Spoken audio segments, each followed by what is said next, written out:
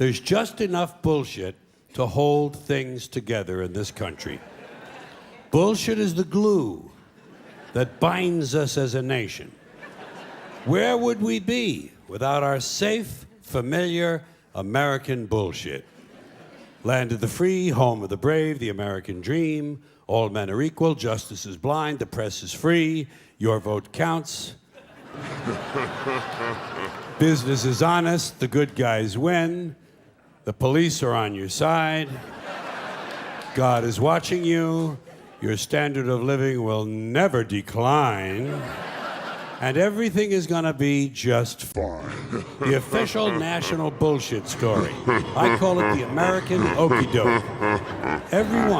Every one of those items is provably untrue at one level or another, but we believe them because they're pounded into our heads from the time we're children. That's what they do with that kind of thing. Pounded into the heads of kids because they know that children are much too young to be able to muster an intellectual defense against a sophisticated idea like that. And they know that up to a certain age, children believe everything their parents tell them. And as a result, they never learn to question things. Nobody questions things in this country anymore. Nobody questions anything. Everybody's too fat and happy. Everybody's got a cell phone that'll make pancakes and rub their balls now, you know? Way too fucking prosperous for our own good. Way too fucking prosperous. Americans have been bought off and silenced by toys and gizmos, and no one learns to question things. You remember?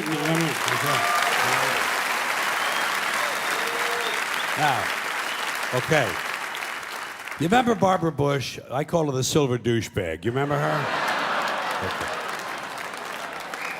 Barbara Bush. She is the mother of Governor George Bush. I call him Governor Bush because that's the only elected office he ever held legally. Elections in our country, okay? You know, George Bush, Governor Bush. Important to him, but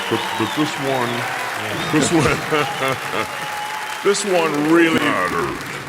I don't care where they hang his portrait. I don't care how big his library is. He'll always be Governor Bush. I don't even capitalize his name when I type it anymore. So she's the mother of Governor George Bush. She's also the wife of his father, George H.W. Bush, who did become president in the normal, legal, traditional manner. And when he did, she came along for the ride as First Lady. And that's been the tradition up till now. A man has been elected, and the woman has come along for the ride as the First Lady. And usually, as in American life in general, the woman is condescended to, patronized, given something to do to keep her busy. A lot of times they give her a charity or a cause, something she can champion. Betty Ford was told to drink. Remember that? Yeah. Yeah, that was Betty Ford's assignment. Betty, you get drunk and get totally fallen down, fucked up, shit-faced drunk, okay?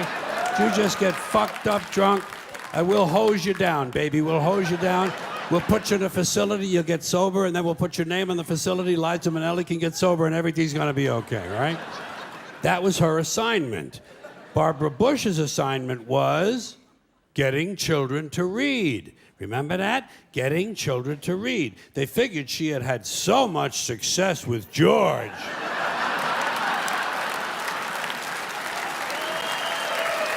You know?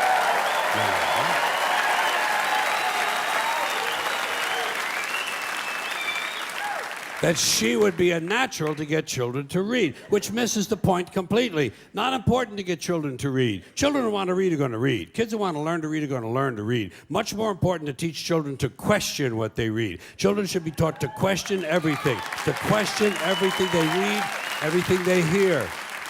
Children should be taught to question authority. Parents never teach their children to question authority because parents are authority figures themselves and they don't want to undermine their own bullshit inside the household. So they stroke the kid and the kid strokes them and they all stroke each other and they all grow up all fucked up and they come to shows like this.